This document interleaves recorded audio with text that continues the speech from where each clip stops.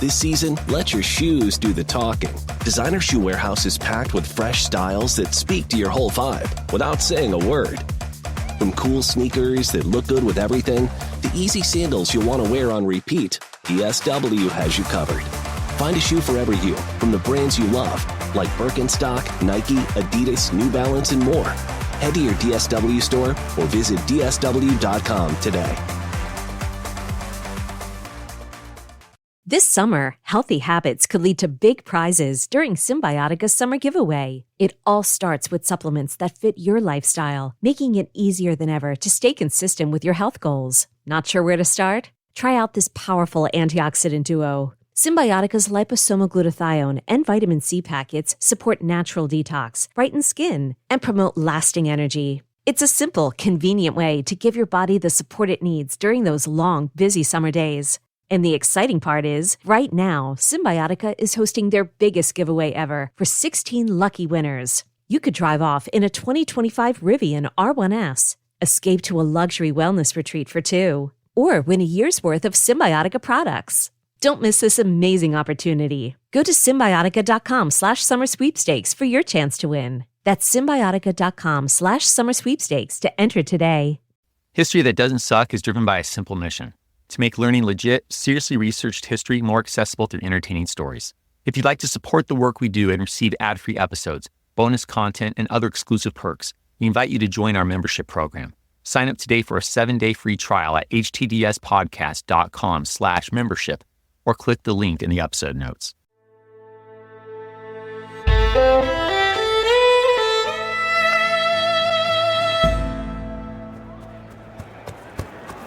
It's a cool and cloudy morning, August 2nd, 1936.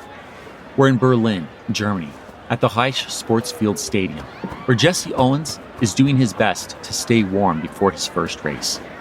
Much is expected of the lean, muscular, and handsome athlete.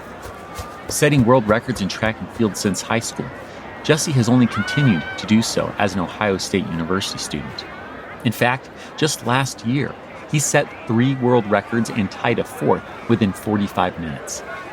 Yeah, Jesse, a.k.a. the Buckeye Bullet, or the Black Bullet, the Brown Bullet, the American Thunderbolt, or the Midnight Express, as the press variously calls the black college athlete, is truly in a league of his own. But the humble, hard-working son of an Alabama sharecropper is never one to take things for granted. Hence his dutiful warm-ups, while patiently waiting for the 12th and final heat, his heat, in the 100-meter dash.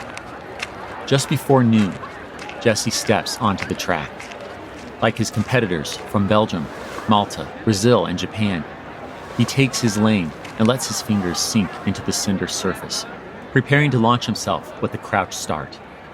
And then, powerfully, gracefully, effortlessly, Jesse flies down the track, leaving the other sprinters in the dust to tear through the tape in 10.3 seconds. He's just tied the world and Olympic record. The German crowd goes wild. What a relief. Jesse came to these games in Nazi Germany unsure what to expect, so this is most welcome. Nonetheless, the situation remains fraught. Actually, Jesse's got a long bus ride to and from the Olympic Village, and we regretfully won't catch him again until his 100-meter final race tomorrow. So let me fill you in on the controversy surrounding the Berlin Olympic Games while we wait. First, the International Olympic Committee didn't intentionally choose the capital of Nazi Germany. No, when the committee chose Berlin for the 1936 Games 5 years back, it was still the capital of the Weimar Republic. But Adolf Hitler gladly ran with it when he took power. He saw the Olympics' propaganda potential, the opportunity to project beauty, power, and otherwise charm the world. In 1933, he announced plans for this new and awe-inspiring sports complex that we're now in, the Reich Sportsfield Stadium. Then the world started hearing about his regime's early persecution of the Jews. Some questioned, should these games go on? The American Olympic Committee paid a visit to Germany in September 1934, and it seemed, in their view, that Jewish athletes were being treated fairly. So, America stayed on board. But things got worse. Only a year later, the Nuremberg laws we learned about in episode 185 stripped Jewish Germans of their citizenship. The following month, the American Federation of Labor and the National Association for the Advancement of Colored People called for a boycott of the Berlin Games. Groups around the world echoed these sentiments, and plans for a counter-Olympics in Spain, dubbed the People's Olympiad, began to take form. Unfortunately, the Spanish Civil War ultimately derailed it. Thus, despite reservations, 49 nations, including the United States, are at the Berlin Games. And thus far, these international visitors are impressed. Berlin is clean, orderly.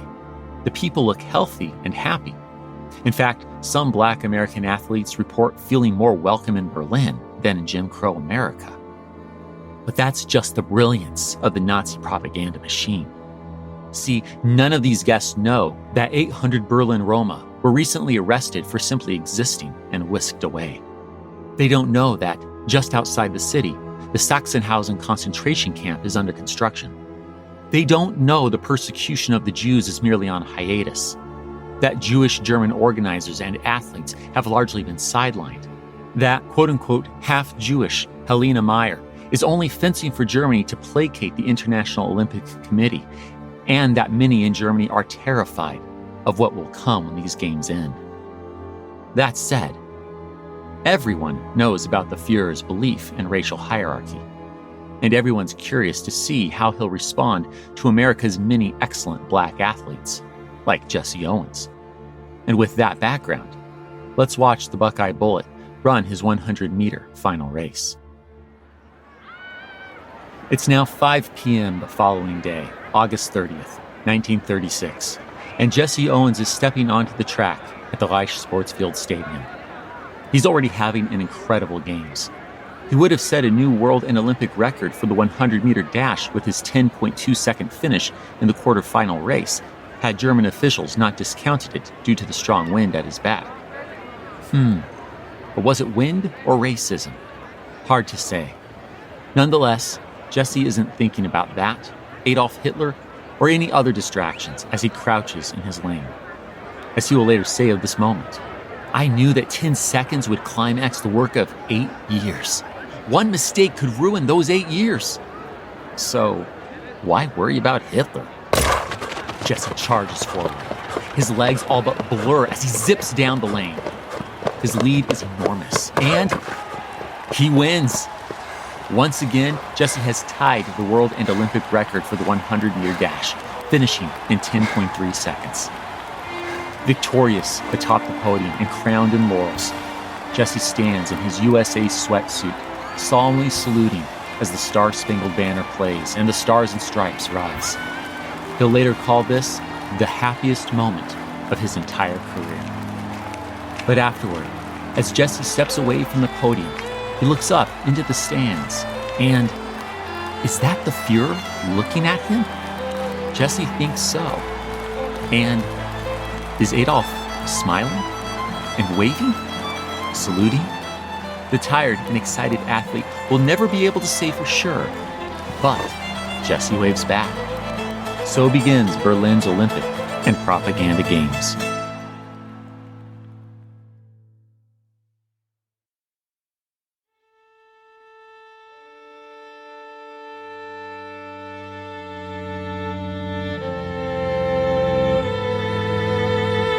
Welcome to History That Doesn't Suck. I'm your professor, Greg Jackson, and I'd like to tell you a story.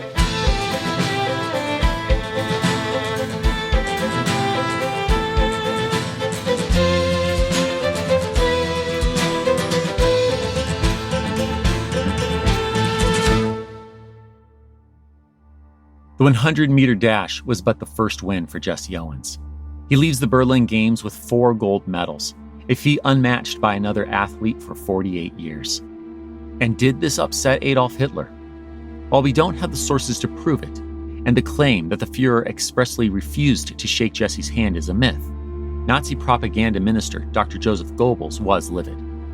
After Black Americans won gold in the opening days, he wrote in his journal, "White people should be ashamed of themselves."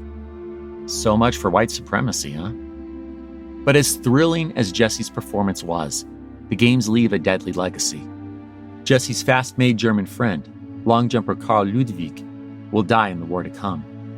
Many Jewish athletes, including 4 Dutch gymnasts and their trainer, will die in the Holocaust. And as for Captain Wolfgang Fürstner, the organizer of the Olympic Village and a German officer of Jewish descent, well, he could see where his nation was headed. Only days after the Games, he commits suicide. And just where Germany is headed in the 1930s brings us to today's tale. Picking up where we left off in episode 184, with Adolf Hitler fully entrenched as the fascist dictator of Nazi Germany, this is the story of the Fuhrer's Treaty of Versailles shredding militarism, deceitful diplomacy, and aggressive expansionism between 1934 and 1939. We'll see the German war machine rise, German troops enter the Rhineland, the Nazi Reich annex Austria and dismember Czechoslovakia, and finally, Adolf's invasion of Poland on September 1st, 1939, that officially starts the European theater of World War II. We'll encounter a slew of European leaders and nations along the way. One is British MP Winston Churchill, who believes Adolf is a monster that must be stopped. Another is British Prime Minister Neville Chamberlain, who believes that giving in to Adolf's demands, a policy known as appeasement, is the best bet for avoiding another horrific conflict like the Great War. We'll, see how that plays out. Now, as we march toward war, let me note a few things to keep in mind. First, listen for the traits of fascism, and specifically Nazism, that we defined in episodes 183 and 184. We'll see Adolf's regime, being a fascist regime, glories in war, waged to build empire with expanded borders. Even more specifically, we'll see Adolf's brand of fascism, his Nazism, justifying that expansion through 1. The German nationalist dream of a Grossdeuschland, or Greater Germany, that puts all ethnic Germans and their lands under one German nation, and 2. The quote-unquote need for more land, that is, living space, or lebensraum, for the expanding German people, as described by Adolf in Mein Kampf. Well, the road to war lies ahead. Let us begin, and we do so by returning to 1934 Nazi Germany. Rewind. The summer of 1934 is a pivotal point for Adolf Hitler, a time of solidifying internal power and looking outward. As we know from episode 184, August brings the death of President Paul von Hindenburg, letting Adolf absorb what little power he didn't already wield to become the full dictator, or Führer und Reichskanzler of Nazi Germany. And in doing so, the new Führer assures the world that he wants peace, telling the London Daily Mail that war will not come again. Germany has a more profound impression than any other of the evil war causes. Germany's problems cannot be settled by a war. Quite a statement from a guy who, as we've seen in our last few episodes, has unflinchingly relied on SA/brown shirt and SS violence and murder to consolidate power. But the simple truth is that this outward reassurance is a lie. Adolf's real intent is captured in the ideas of Grossdeutsch German nationalism and Lebensraum, which we covered in episode 184. He intends to build this empire through incremental steps that will keep his potential opponents, the Great War allies and the League of Nations, from reacting. Basically, he's hoping they'll behave like the metaphorical frog in slowly boiling water, failing to recognize the danger until it's too late. The slow boil began this same summer, even before the German president drew his final breath. In June 1934, Adolf instructed Naval Chief Erich Schroeder to expand Germany's fleet. This included adding submarines secretly built in Finland, Holland, and Spain. Everyone involved knows that this violates the Great War-ending Treaty of Versailles, which not only caps the German Navy, but expressly forbids submarines. You know, those nasty U-boats that contributed to America's entry into the war, as we saw in episode 132. Nonetheless, this quiet buildup moves forward. The following month, on July 25th, Austrian Nazis assassinated Austrian Chancellor Engelbert Dollfuss. They failed to seize the government, And again, they were Austrians, not Germans, but still, it's hard not to see the connection to Adolf's expansionist endeavors. And with Paul von Hindenburg gone shortly thereafter, the Fuhrer and his cronies heat the metaphorical waters a bit more the following year. They go public with their treaty defiance. On March 9, 1935, Hermann Göring announces the existence of a Luftwaffe, that is, a German Air Force. Like the U-boats, this is a direct breach of the Treaty of Versailles. The world only watches. Adolf's encouraged. He goes public with another treaty violation only a week later. On March 16th, the Führer's law for the buildup of the Wehrmacht increases the Treaty of Versailles sanctioned German army of 100,000 five-fold to a non-Treaty of Versailles sanctioned size of 500,000. As justification, the law asserts that since the Allies have not disarmed, law-loving Germany is, quote, compelled to take measures necessary to end the unworthy and dangerous defenseless state of a great people and Reich, close quote. The next day, March 17th, all of Germany celebrates Heroes' Remembrance Day in honor of World War I vets and the nation's effective repudiation of the Treaty of Versailles. The League of Nations condemns Adolf's rearmament, but leaves it at that. Just words. Not surprising, though. Does the League or any nation really want to escalate and risk war, especially as Adolf insists that he doesn't? The Daily Mail quotes the Führer as saying, "The German Volk does not want war. It wants only the same rights as all others." Reassurance that the water won't be brought to a boil even as the temperature increases. What a brilliant lie. During the fall and winter of 1935 to 1936, Adolf watches closely as the League of Nations, Britain, and France respond to Benito Mussolini's invasion of Abyssinia, that is, Ethiopia. As we know from episode 183, that response is mere finger-wagging. Adolf's emboldened all the more. Moving into February 1936, the Führer is brooding, as Dr. Joseph Goebbels puts it, over whether to move troops into the demilitarized Rhineland. Let's recall that both the Treaty of Versailles and the later Treaty of Locarno forbid German troops from setting foot in this western region of their nation that borders neighboring France. It's a precaution against another German invasion. But now confident that neither the Great War allies nor the League will stop him, Adolf feels it's time for this next incremental step. Ignoring warnings from Germany's seasoned diplomats and military minds who fear the worst, he decides to remilitarize the Rhineland. On the morning of March 7th, 1936, a German force of roughly 22,000 soldiers and 14,500 policemen, backed by 156 artillery guns and 54 fighter planes, enters this Western German turf. Only some 3,000 men cross the Rhine River itself. If the French respond, the plan is to retreat. Famously, the Führer will later call this moment and the following 48 hours the most nerve-wracking of my life. If the French had retaliated, we would have had to withdraw with our tail between our legs, for the military resources at our disposal would have been wholly inadequate for even a moderate resistance. But is it nerve-wracking, or just later propaganda? France removed its troops from the Rhineland back in 1930, intending never to return. Nonetheless, at this point, one French division could beat the Germans back. Historians will forever debate how risky remilitarizing the Rhineland is or isn't, but the fact remains that neither the League nor the Allies stop Adolf. France alone responds, but only by reinforcing its border fortifications known as the Maginot Line. That's it. Neighboring Central European nations like Austria and Czechoslovakia are feeling the heat. Are they next? But right on cue, Adolf gives another outward reassurance.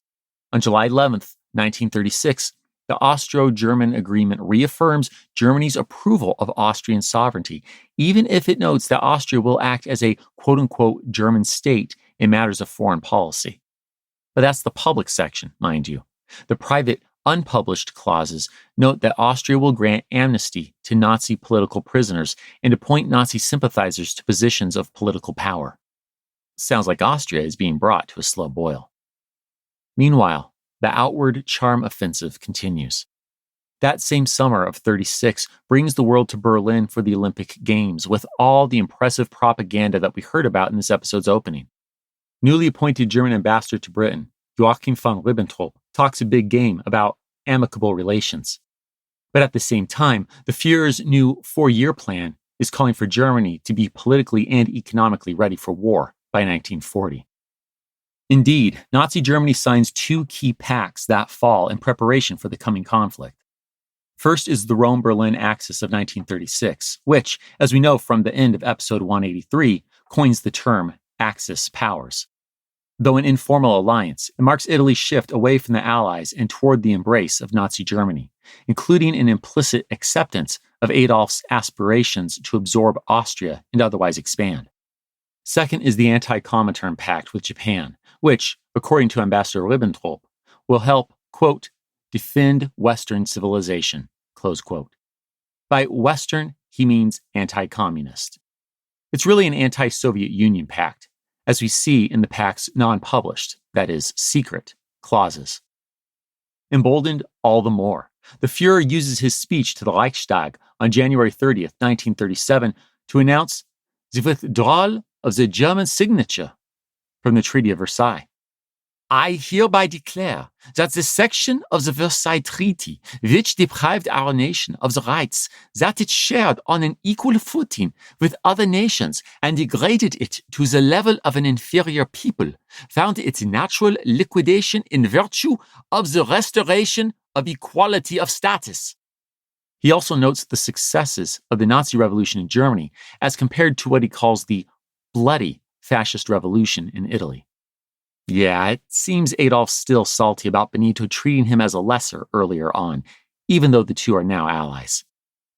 As journalist and later historian of the Third Reich, William Shirer writes, quote, neither Great Britain and France, their governments and their peoples, nor the majority of the German people seemed to realize as 1937 began that almost all that Hitler had done in his first 4 years was a preparation for war. Close quote. Throughout the summer of 1937, Germany toys with different war strategies, specifically with an eye to the threat that Britain, France, and Russia might pose, be it now or later, to Germany's quote-unquote needed expansion. Things get solidified in a November 5th meeting. Here, the Fuhrer moves up his war preparation deadline to 1938. 3 officials dare to question the Reich's ability to prepare so quickly, and Adolf's response is to fire all 3 of them over the next 3 months. Thus, as we enter 1938, Adolf is more prepared for war than ever, still convinced that no major powers are yet willing to stop him, and very pleased with the riotous mess Austria's Nazi party is making for its anti-Nazi government.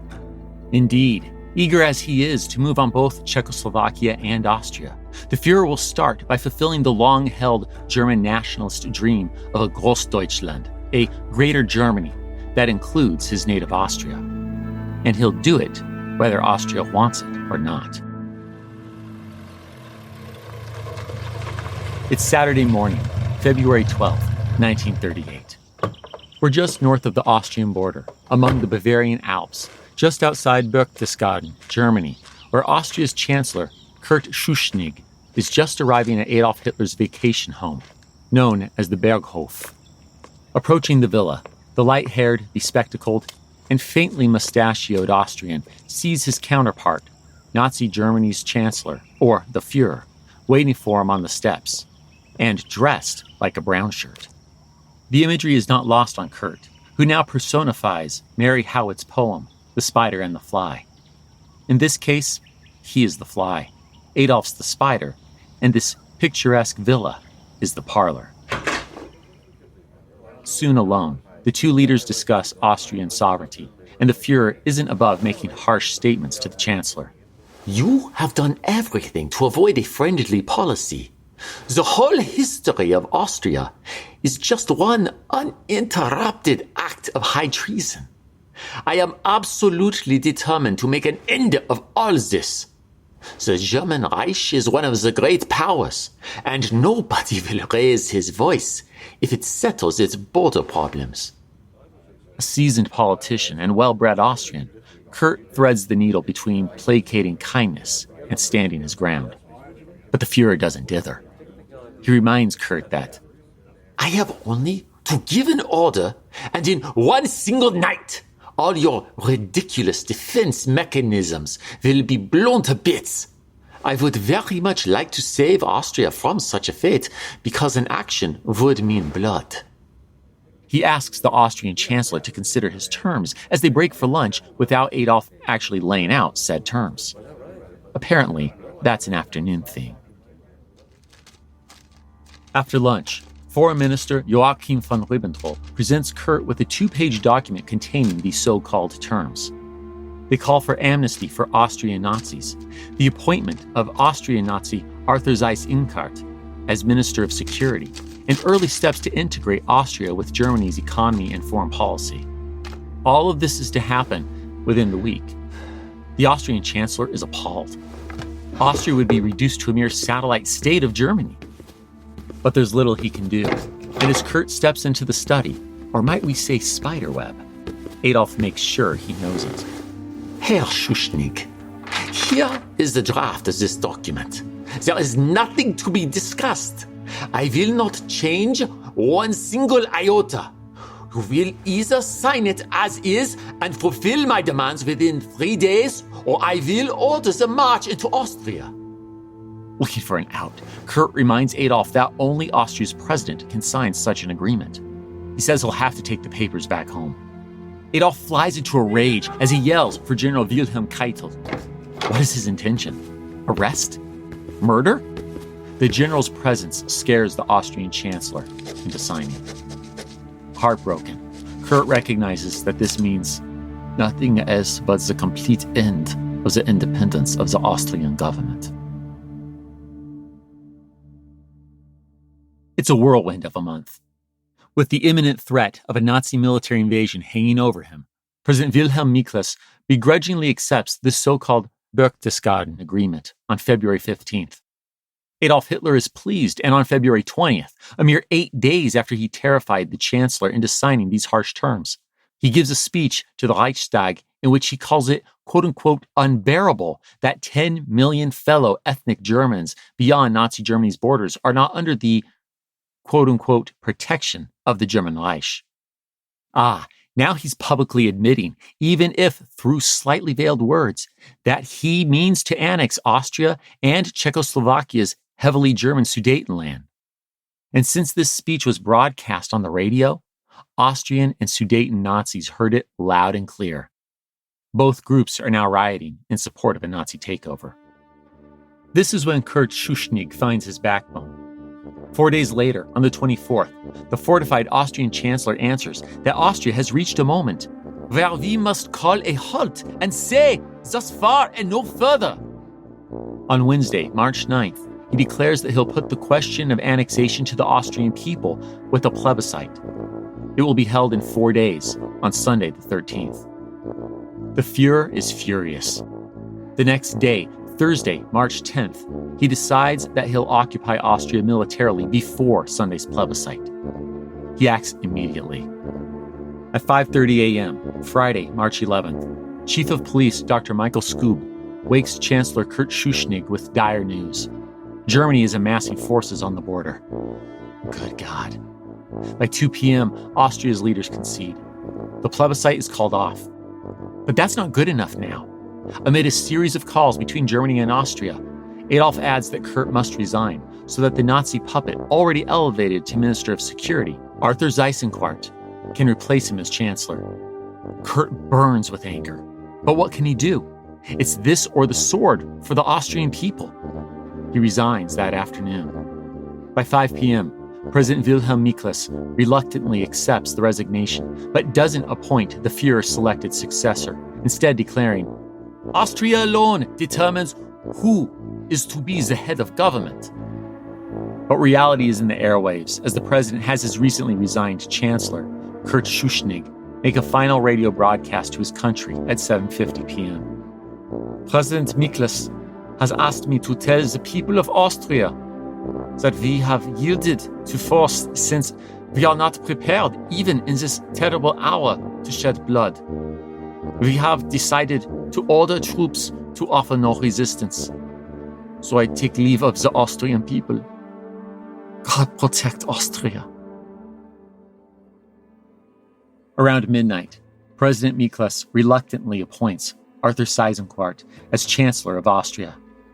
This stops nothing. Adolf ordered the German army to move out nearly 2 hours earlier. The next morning, March 12th, German troops crossed the border into Austria. They encounter no resistance. Meanwhile, the new chancellor meets the Fuhrer in Linz. There, the Austrian proclaims that Article 88 of the Treaty of Saint-Germain of 1919, which specifies that post-Great War Austria is independent and sovereign, is now null and void. By March 13th, the Law for the Unification of Austria with the German Reich is announced. Yes, the annexation of Austria, or Anschluss, and its 7 million souls is official. Austria is no longer a sovereign nation, but a part of Adolf's expanding Third Reich. His vision for a Grossdeuschland is truly starting to take shape. And considering that February 20th speech, it sounds like a move on Czechoslovakia's 3 million Sudeten Germans is not only on the docket, but next and imminent. And we're going there, but not just yet.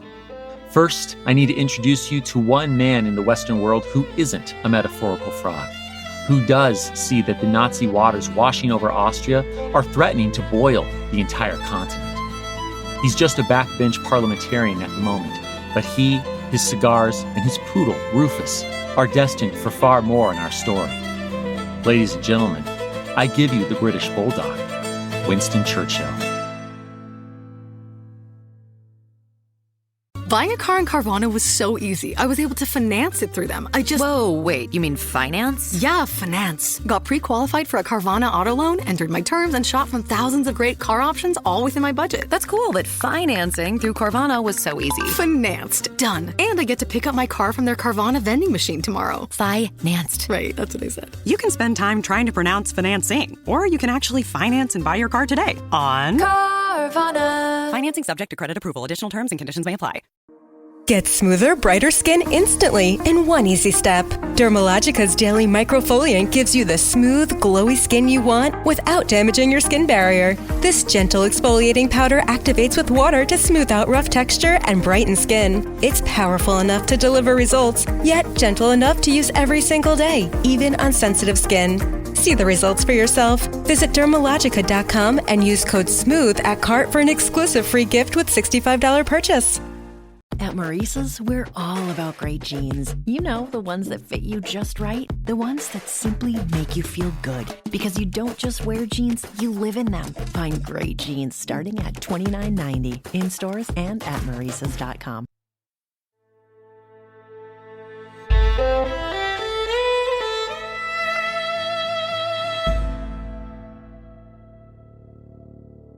Winston Churchill. We've bumped into him in past episodes, but let's take it from the top. Born on November 30th, 1874, at Blenheim Palace, England, Winston Churchill was the son of British nobility and an American-born heiress. As a child, Winnie, to use the family nickname, was adventurous, got mediocre grades, and misbehaved often before finally getting into the Royal Military College in 1893 on his third try. While in service, he went to Cuba, India, and South Africa. As a war correspondent during the Second Boer War, Winnie was captured in 1899. But he escaped. Such daring generated much publicity and gave him the name recognition to enter Parliament in 1900. Originally elected as a Conservative, he flipped to the Liberal Party in 1904. In 1911, Winston became the first Lord of the Admiralty, putting him in charge of the British Navy as the Great War loomed, then began. But after the disastrous Gallipoli campaign of 1915, for which he was largely, and some say unfairly, blamed, Winston was forced out. Feeling adrift, the adventurous Brit turned to painting, which served as a form of therapy for him as he battled what he called the black dog of depression. And you know, he's actually pretty good. Far better with a brush than a certain frustrated Bavarian soldier who got rejected from art school. And speaking of soldiering, Winston didn't just sit the war out after Gallipoli. In 1916, he became an army officer, bravely leading from the front as the commander of a battalion of the Royal Scots Fusiliers on the Western Front. Toward the end of the war, in 1917, Winnie returned to government as Minister of Munitions under Prime Minister David Lloyd George. In 1919, he became Secretary of State for War, and in 1921, swapped to Secretary of State for the Colonies. Ah, yes, we saw him in this role at the Cairo Conference that same year in episode 150. Briefly out of office, he returned not only to Parliament in 1924, but to the Conservative Party.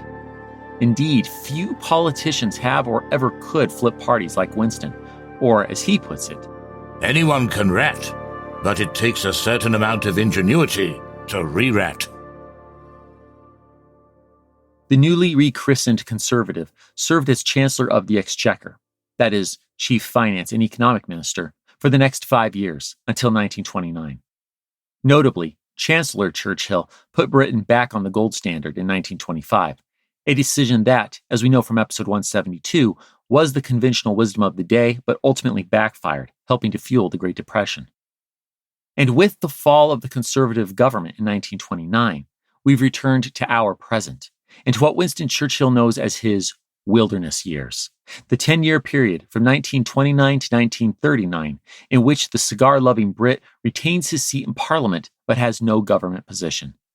He's a backbencher, and more than that, a political outsider with ideas some see as outdated, like his opposition to giving India greater independence. But among his out-of-step views in the 1930s, views he defends with such conviction that no one can doubt his sincerity even if they scoff and doubt his wisdom, is his deep concern over the rise of fascism in Italy and Germany. Fed data from civil servants who share his alarm, Winston speaks authoritatively in his denunciations of Benito Mussolini and especially of Adolf Hitler. He's becoming something of a, shall we say, bulldog. And when news breaks of Germany's annexation of Austria, or the rape of Austria, as some in the press put it, his bark is an unmistakable call to bite. It's Monday, March 14th, 1938. We're in London, England, inside the Palace of Westminster, where the House of Commons is in deep and heated debate over Germany's annexation of Austria. Prime Minister Neville Chamberlain, who is as committed to avoiding war as he is to keeping his thick mustache neatly trimmed, has just spoken in favor of appeasing Adolf Hitler, that is, of giving ground in hopes of avoiding another horrific war. But not everyone agrees, especially not the wilderness years backbencher, Winston Churchill. At 6:26 p.m., the 5'6", over 200-pound bulldog rises, clears his throat, and denounces this path of rolling over to Adolf. The gravity of the event of 11th of March cannot be exaggerated. Europe is confronted with a program of aggression, nicely calculated and timed, unfolding stage by stage. And there is only one choice open, not only to us, but to other countries who are unfortunately concerned, either to submit, like Austria, or else to take effective measures while time remains, to ward off the danger, and, if it cannot be warded off, to cope with it. Where are we going to be 2 years hence, for instance, when the German army will certainly be much larger than the French army? We cannot leave the Austrian question where it is. We await the further statement of the government, but it is quite clear that we cannot accept as a final solution of the problem of Central Europe the event which occurred on the 11th of March.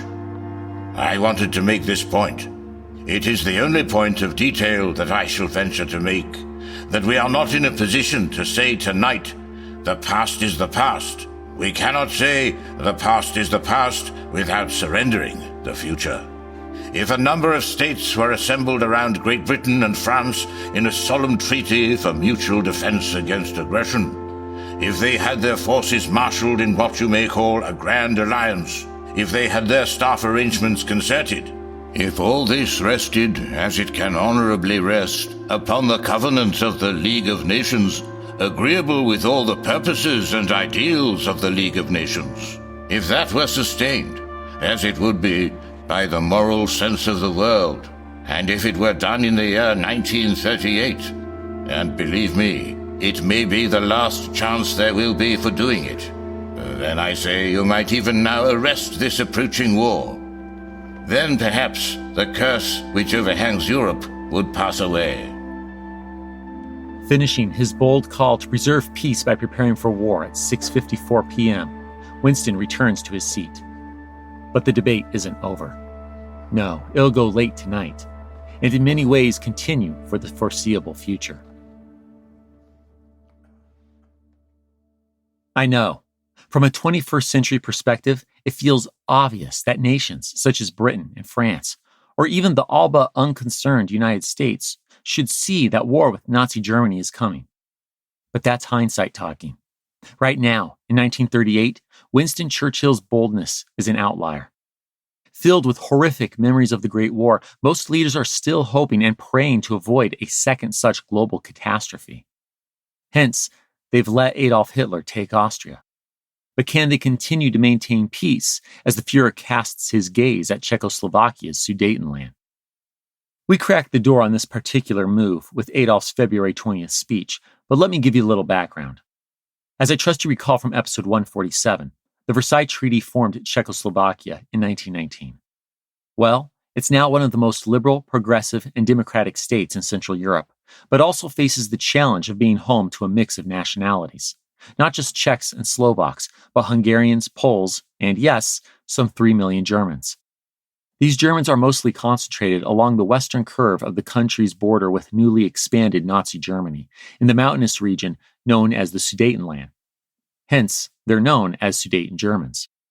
As we know from his speech, Adolf wants them and their easy-to-defend territory folded into his Third Reich, and with Austria secured in March 1938, this threat to Czechoslovakian sovereignty is getting very real, very fast.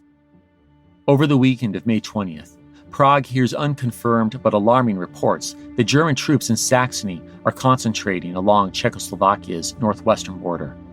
The Czech government doesn't mess around. It mobilizes 180,000 soldiers. From Czechoslovakia's treaty-bound allies of France and the USSR to Britain and beyond, panic spreads across Europe. Once again, it feels like the continent is on the precipice of a major war. This horrifying weekend is known as the May Crisis. But war doesn't break out. Not yet, at least. Instead, the summer of 1938 becomes a season of frantic diplomatic maneuvering. But even as his government talks of peace, Adolf is ramping up his war machine. And this isn't just about strategic readiness. As his biographer, Ian Kershaw, points out, even beyond his German nationalist goals, Adolf wants war. The rest of the world just doesn't realize it yet. And so, as Sudeten Nazis escalate their absurd demands on the Czech government, the Fuhrer declares his intention to back them with military force. Always eager to avoid conflict, British Prime Minister Neville Chamberlain scribbles out an urgent message to the German dictator on September 13th at 11 p.m. In view of your increasingly critical situation, I propose to come over at once to see you with a view to trying to find a peaceful solution. Adolf is astounded. Has he really got the Prime Minister of the great British Empire at his beck and call? Oh, for this, he'll gladly slow his roll and take the meeting. 2 days later, September 15th, Neville arrives at Berchtesgaden. He and Adolf speak privately. The Fuhrer articulates his primary goal clearly, to quote-unquote reunite the Sudeten Germans of Czechoslovakia with the Reich. He presses the British Prime Minister. Would Britain agree to a secession of the Sudeten region, or would she not? A secession on the basis of the right of self-determination. Neville says he can't commit to anything without talking to his cabinet. Classic. That said, he adds that he personally thinks the detachment of the Sudeten region is reasonable and will inform his government of such. Upon returning home, Neville encourages the Prague-based Czech government to accept the Anglo-French plan, which cedes the Sudetenland to Germany in exchange for guarantees of Czechoslovakia's continued independence. If they don't, they won't get French and British support. Czech President Edvard Beneš realizes he's being deserted by his so-called friends. He tries once more to rally France, but with British encouragement, the Gallic nation refuses to adhere to their previous treaty. By late afternoon on the 21st, the defeated Czech president agrees to the Anglo-French plan, reportedly saying, "We have been basely betrayed." He's not wrong. On September 22nd, Neville Chamberlain meets Adolf Hitler in the town of Godesberg. The British PM informs the Fuhrer that the British, French, and Czech governments have agreed to the Anglo-French plan. Astounded that things have moved so swiftly in his favor, Adolf replies, "I am terribly sorry, but after the events of the last few days, this plan is no longer of any use." What?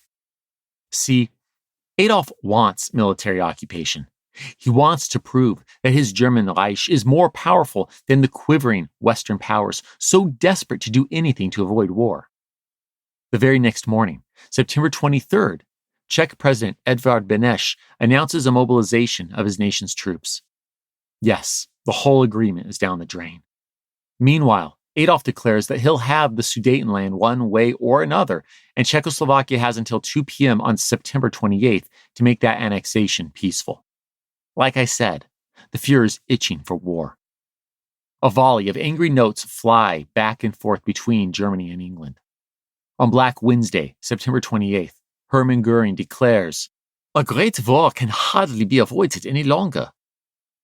Just a few minutes before 2 p.m., the deadline of the Nazi ultimatum to the Czech government, Adolf surprises everyone by sending a message to the leaders of France, Italy, and the United Kingdom, calling an emergency conference in Munich the very next day to deal with the Czechoslovakia crisis. Notably, the Czechs themselves are not invited. Neither is their ally, the Soviet Union. At 12:45 p.m., Thursday, September 29th, the Munich conference begins. Seated around a large table, two Democratic leaders, British Prime Minister Neville Chamberlain and French Prime Minister Édouard Daladier, find themselves opposite two fascists, their host, the German Fuhrer Adolf Hitler, and the man who talked his fellow dictator into this conference, Italy's Duce, Benito Mussolini. At Neville's insistence, two Czech representatives are permitted to sit in the room next door as their nation is carved up. That's the Fuhrer being nice. Meanwhile, the group talks all day and into the night, ultimately giving Adolf pretty much everything he wants.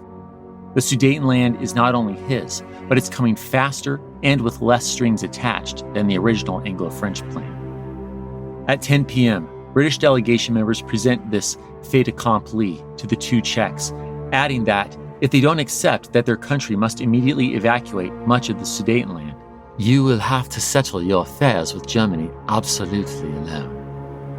In the early dark hours of September 30th, Adolf, Benito, Neville, and Édouard signed the Munich Agreement, allowing Germany to militarily occupy the Sudetenland on October 1st. The Czechs are ushered into the room, but it's merely ceremonial. Again, they have no say over what's happening to their country. Neville takes no joy in what's happened, but he does in what he believes is its outcome. He thinks he's successfully navigated the fascist threat. That by accepting the injustice dealt to Czechoslovakia, that is, by appeasing Adolf, who says this is the last territory he wants to take, he spared a whole generation from the blood, carnage, and death of the last generation, that lost generation. If so, Neville thinks this odious Munich Agreement is worth it. Yes, the British Prime Minister is filled with hope, with an expectation of peace, and returning home that same day, he shares that expectation with the British people. It's Sunday evening, September 30th, 1938, and Neville Chamberlain must be exhausted. Having signed the Munich Agreement technically this very morning, he's since flown back to Britain, immediately addressed an enthusiastic crowd after landing the Heston Aerodrome, and now, as he finally catches his breath, back in his official residence at 10 Downing Street, London, the people have gathered outside. They're cheering. The life of a public servant never stops. Pushing through his fatigue, the graying, mustachioed 69-year-old Prime Minister steps out to address them.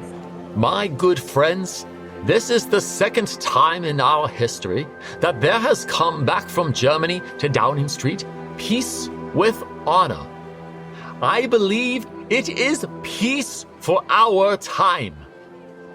We thank you from the bottom of our hearts. The crowd is delighted. With so many here undoubtedly carrying mental and or physical scars from the Great War, they are beyond relieved to feel so certain they won't have to return to such a living hell. They shout back, "We thank you, God bless you." Pleased that he has the support of the people, the PM replies, "Now I recommend you go home and sleep quietly in your beds." It takes a few more polite hints, but not too many. This is a British crowd. They get it. Singing, "For he's a jolly good fellow," the people are soon disappearing in the distance. Peace for our time. Oh, if only. A week later, on October 5th, Czech President Edvard Beneš is forced to resign. He flees to England out of a fear for his life. Meanwhile, Poland and Hungary annex bits of now vulnerable Czechoslovakia, and as we enter 1939, Adolf Hitler forgoes all that talk of guaranteed independence and takes further advantage of the fact that, without the protection of the mountainous Sudetenland, his southeastern neighbor is ripe for the picking. With Slovakia breaking off as an independent state that will be a Nazi client, the Fuhrer's troops enter what remains of Czechoslovakia on March 15, 1939, putting it under occupation, remaking the fallen nation into the protectorate of Bohemia-Moravia. You heard that right. Adolf has officially broken the not even 6 months old Munich Agreement, this time taking territory that isn't even justifiable through German nationalism. Indeed, there's no pretense about Grossdeuschland here. This is living space expansionism, lebensraum. And still, France and Britain do nothing. But the water is truly boiling now. Even the most hopeful are realizing that there's no appeasing the Fuhrer, that he may very well grab yet more territory. And if he does, there will be no peace for our time, only war. What kind of programs does this school have? How are the test scores? How many kids to a classroom? Homes.com knows these are all things you ask when you're home shopping as a parent. That's why each listing on Homes.com includes extensive reports on local schools, including photos, parent reviews, test scores, student-teacher ratio, school rankings, and more. The information is from multiple trusted sources and curated by Homes.com's dedicated in-house research team. It's all so you can make the right decision for your family. Homes.com. We've done your homework. Avoiding your unfinished home projects because you're not sure where to start? Thumbtack knows homes, so you don't have to. Don't know the difference between matte paint finish and satin? Or what that clunking sound from your dryer is? With Thumbtack, you don't have to be a home pro. You just have to hire one. You can hire top-rated pros, see price estimates, and read reviews, all on the app. Download today.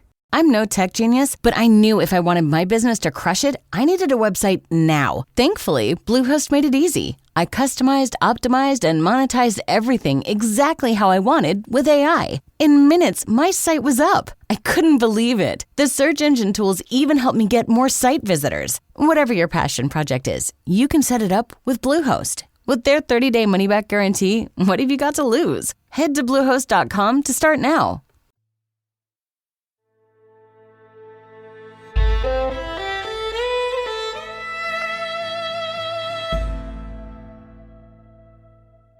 On March 31st, 1939, 2 weeks since Adolf Hitler's forces occupied what remained of Czechoslovakia, British Prime Minister Neville Chamberlain is singing a different tune than the one he was on the day he returned from Munich.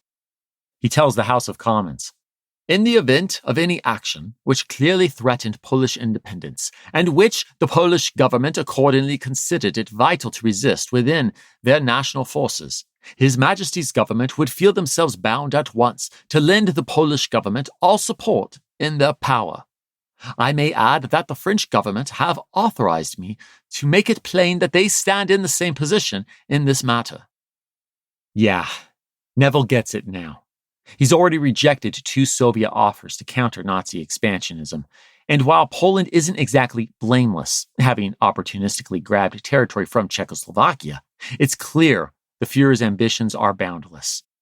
Adolf lies, breaks treaties, and cannot be reasoned with. So, the British PM is drawing a firm line on the Fuhrer's likely next target, Poland. As for French PM Edouard Daladier, who's long had the right read on Adolf, he's frustrated that Neville both led on appeasement and is now taking the lead again, this time defending yet another of France's allies. Still, he throws in. France, too, has Poland's back. As for Adolf, he's furious. These guarantees mean his strategy of constantly moving the goalposts might not work anymore. At a public appearance the day after Neville's remarks, marking the launch of the battleship Tirpitz, the furious Fuhrer makes not-so-veiled threats.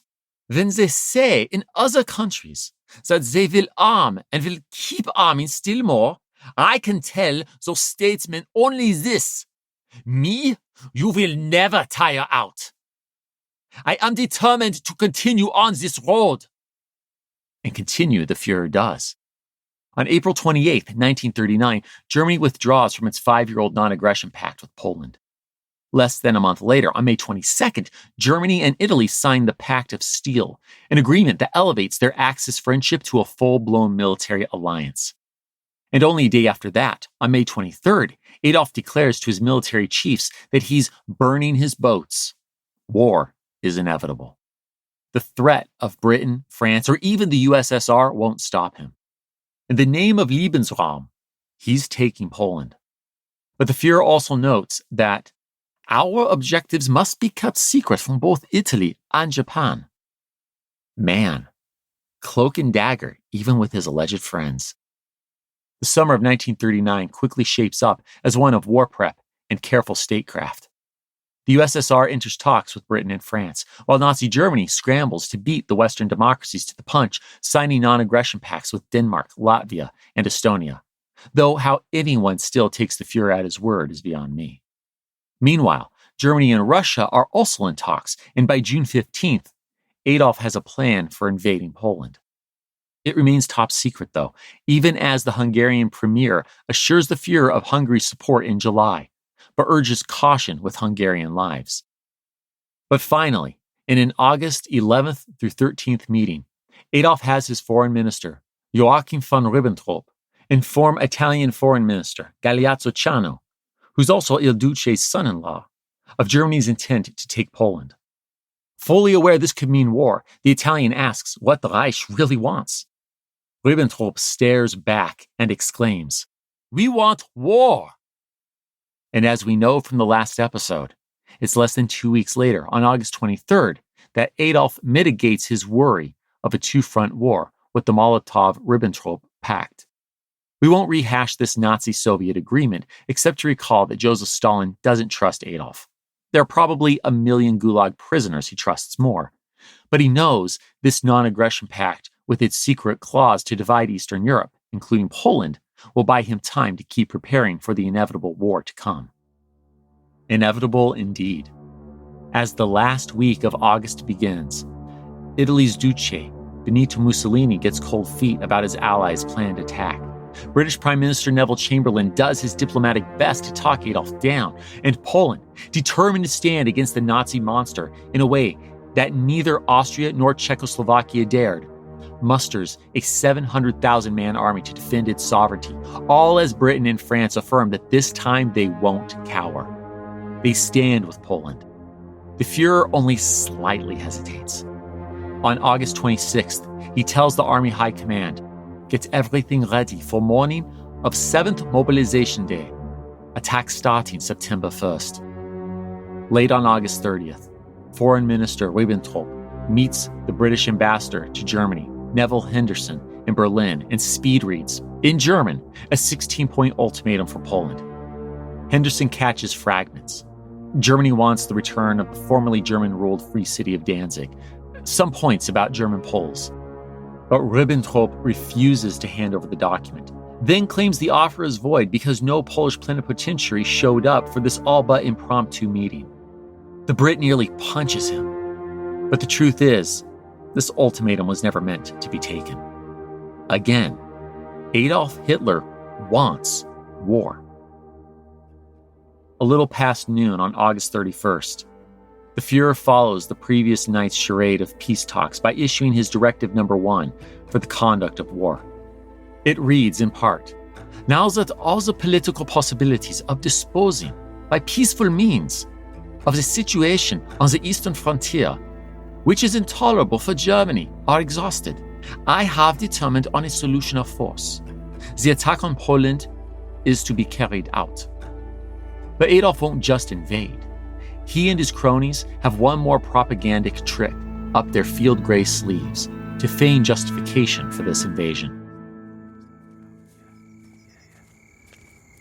It's the evening of August 31st, 1939. We're only 3 miles from the Polish border, where SS officer Alfred Naujoks is leading a squad of SS men dressed in civilian clothes to capture the 38-foot-tall radio tower in Gleiwitz, Germany. Acting under orders from senior Nazi security and intelligence chief Reinhard Heydrich, their mission is simple: create a pretext for Germany to invade Poland. Just after 8 p.m., the SS squad seizes control of the radio. Their Polish speaker, Karl Hornak, takes the mic and, broadcasting over an emergency transmitter, claims to be part of the mythical Polish Freedom Committee. Attention! Here is Gleiwitz. The radio station is in Polish hands. He goes on for a few minutes, encouraging Poles to rise up against the Third Reich. At the same time, Alfred sets up what his intel chief calls the quote-unquote canned goods, code for a staged corpse to sell the lie. The victim is a local ethnic Pole, Franciszek Honiok. Alfred will later testify at the Nuremberg trials that, "I received this man and had him laid down at the entrance to the station. He was alive, but he was completely unconscious. I tried to open his eyes. I could not recognize by his eyes that he was alive, only by his breathing. I did not see the shot wounds, but a lot of blood was smeared across his face. He was in civilian clothes." Well, I'm not so sure Alfred told the whole truth. Other reports suggest that the Gestapo killed their victim before bringing him to Gleiwitz. But whatever the gory details, the Polish man is placed by the door of the radio tower's building. Some will later call him the first official victim of World War II. The SS men fire a few pistol shots. Then they vanish. Mission complete. The Gleiwitz radio station wasn't the only staged attack that night. To cite Alfred Naujoks' later testimony again, another SS unit killed a dozen or so men dressed in Polish uniforms to make it seem like Poland had attacked Germany. He claimed they were condemned criminals, but in truth, they were concentration camp victims.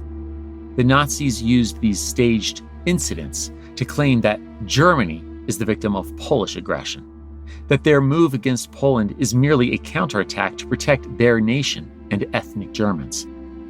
To quote the Fuhrer's proclamation to the German army issued amid the invasion the next day, September 1st, 1939, "The Polish state has refused the peaceful settlement of relations which I desired, and has appealed to arms. Germans in Poland are persecuted with blood and terror and driven from their houses. A series of violations of the frontier intolerable to a great power prove that Poland is no longer willing to respect the frontier of the Reich. In order to put an end to this lunacy, I have no other choice than to meet force with force from now on. The German army will fight the battle for the honor and the vital rights of reborn Germany with hard determination. I expect that every soldier, mindful of the great traditions of eternal German soldiery, will ever remain conscious that he is a representative of the National Socialist Greater Germany. Long live our people and our Reich." Good grief. No one's buying it. But it's under this guise that Nazi forces move on Poland. It's 4:30 in the morning, September 1st, 1939. Less than 12 hours after Germany's fake attack on Gleiwitz. And an old turn-of-the-century pre-dreadnought battleship, the Schleswig-Holstein, is spitting black smoke as it steams toward the free city of Danzig, or Gdańsk in Polish. The city's two names alone reflect its complicated history with Germany and Poland. Under Prussia and German rule, for roughly a century before World War I, the Treaty of Versailles made the municipality a city-state that, though guaranteed independence by the League of Nations, is also tied to Poland in a number of respects. Crucially, this gives Poland access to its port, the very port that the Schleswig-Holstein is now approaching, ostensibly on a diplomatic mission. But its real mission becomes clear soon enough. As the morning dawns, around 4:45 a.m., the Schleswig-Holstein opens fire on the Polish defenders on the Westerplatte Peninsula in the harbor. The old battleship's 11-inch guns unleash salvo after salvo. Polish batteries answer in kind, and they won't stop answering for a week. Not until their ammunition is spent and their concrete bunkers are literally crumbling in on them. Across the nation, the Poles fight fiercely as the day wears on. 2 days later, September 3rd, 1939, Britain and France issue separate ultimatums to Germany. Adolf Hitler rejects both. As such, both nations declare war on the Third Reich. Not that this amounts to much yet. Little action follows between the allies of Britain and France and their Nazi foe over the next 8 months. This is the so-called phony war. Thus, the Allies' declaration won't save Poland. The Polish people battle tenaciously, but they lack the numbers and Germany's military tech, which wasn't even needed for that initial attack by sea. Adolf's 1.5 million soldiers, 2,000 tanks, and 400 fighter planes sweep through Poland in a matter of weeks.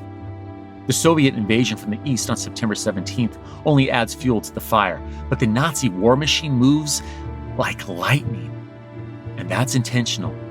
Lightning War, or Blitzkrieg, is the Fuhrer's plan to avoid getting stuck in trench warfare. The invasion of Poland also marks a new development in policy toward Jews. See, before the invasion, forced emigration was the goal. Now, with fewer routes out of expanded Nazi territory, a new brutal solution emerges. Led by Heinrich Himmler, the Einsatzgruppen, or SS task forces, follow army units and systematically execute Jewish citizens to quote-unquote purify the Reich's lebensraum. It's horrific. But I'll spare you those details today. That's a story for another time.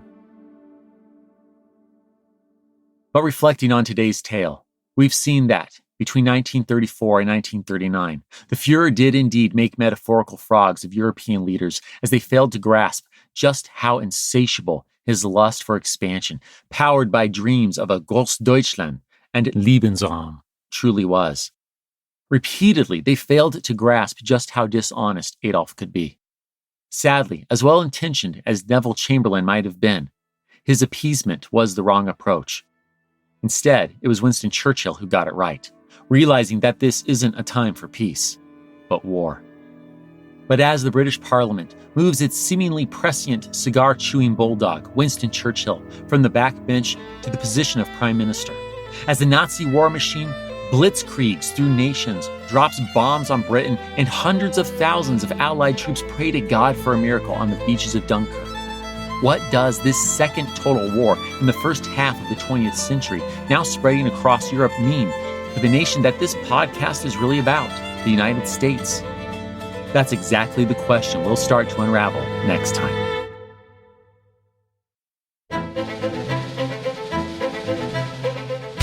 History That Doesn't Suck is created and hosted by me, Greg Jackson. Sir Winston Churchill, read by Tim Wells. Episode researched and written by Greg Jackson and Riley Neville. Production by Airship. Sound design by Molly Bach. Theme music composed by Greg Jackson. Arrangement and additional composition by Lindsey Graham of Airship. For bibliography of all primary and secondary sources consulted in writing this episode, visit htdspodcast.com. HTDS is supported by fans at htdspodcast.com/membership. My gratitude to you kind souls providing funding to help us keep going. thank you. And a special thanks to our patrons whose monthly gift puts them at producer status.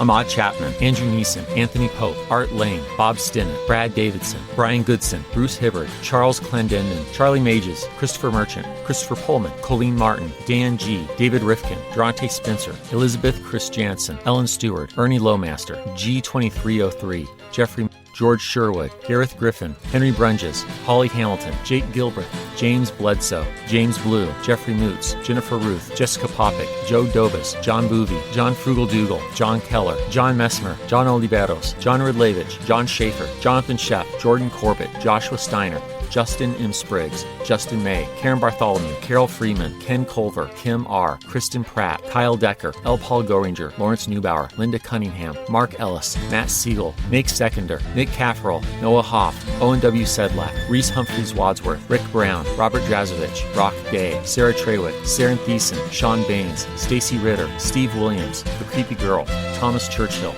Matthew Thomas Sabbath, Tim and Sarah Turner, Tom Bastafka, Zach Green, and Zach Jackson. Join me in 2 weeks, where I'd like to tell you a story. At Arizona State University, we're bringing world-class education from our globally acclaimed faculty to you. Earn your degree from the nation's most innovative university. Online. That's a degree better. Learn more at asuonline.asu.edu.